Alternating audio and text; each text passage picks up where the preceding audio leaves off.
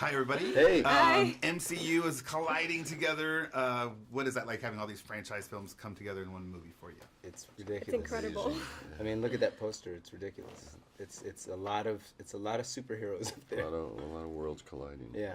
And everyone's been talking about how there was no fun offset making this film. Never. It was fun when Josh Brolin wasn't around. As soon as Josh comes on the set, it's like a Debbie Downer's here. Oh, he's here. Yeah. Speaking of Josh, Thanos, supervillain. What can audiences expect from the new supervillain Thanos? A lot of villainy. He lives up to the hype. Man. Yeah, he really does. He does. He really does live up to the hype, and it's not an easy burden to carry, man. It's because it's all the Avengers, all these huge personalities, and one supervillain. Well, all the Avengers and the Guardians connecting in this film. How was that for you, Don? It was great. I mean, it was fun to get this infusion of new blood, and Tom Holland and Benedict and all of these characters coming from these different, their different worlds, and T'Challa, Black Panther in there. So in Danai, everybody just coming together for this one storyline is pretty epic.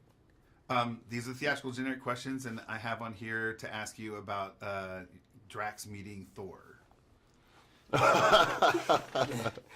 I think right off the bat, Drax is, as well as the rest of Guardians, and as well as the rest of the Marvel Universe, is just super impressed with Thor. We're just in awe of him. He's just like this god man. We just can't.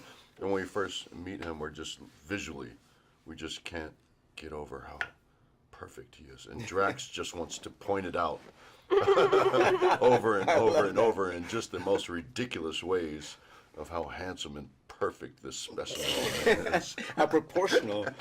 And they're so proportional. And Mantis comes into this Avengers world for the first time with all the other Guardians. How was the experience for you, Pom? It was so much fun.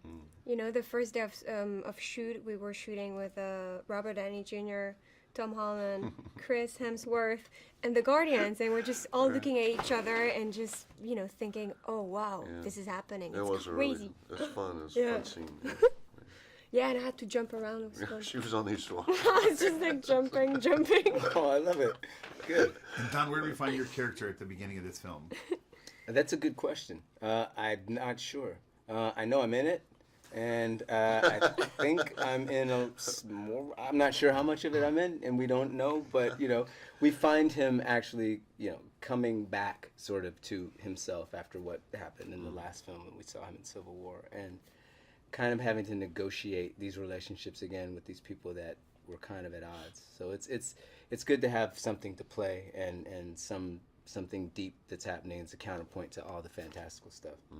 And talk to us about working with the Russo brothers. Who are that? Who's that? There's somebody in the Marvel MCU. Oh, the directors. Oh, yes. Okay, I remember them. Yeah. It's like most directors that we work with. We just ignore them and do what we want. No, it was cool. It was very cool. They clearly have an understanding of this world, and they were working on it for 3 years, from the beginning to the end. And it's just a huge undertaking, and but it's great to have people that you can always turn to when you're kind of lost in all of this and say, where am I? Where do we come from? Where are we headed? What's the storyline? How is this connected to that? How did that reference this? And they're always equipped with a good answer. And they're really interesting because they have a very clear vision, but they're also very open-minded. Yeah. Like they really give you a lot of freedom, and they're just really willing to hear what you think, especially if it's involving your character.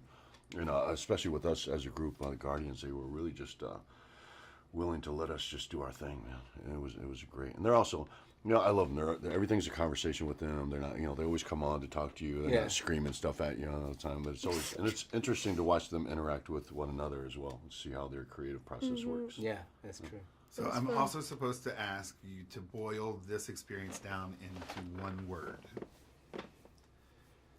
Hopefully it's a good word. I mean, I feel like I say that all the time. It's exciting, but I feel like I'm excited about so many things about this movie. The movie. What would your word be? I hate to keep saying this, but this word keeps popping in my head, and it's a little generic, but epic. Just so epic. Epic. That was going to be my word. Sorry. Lunch.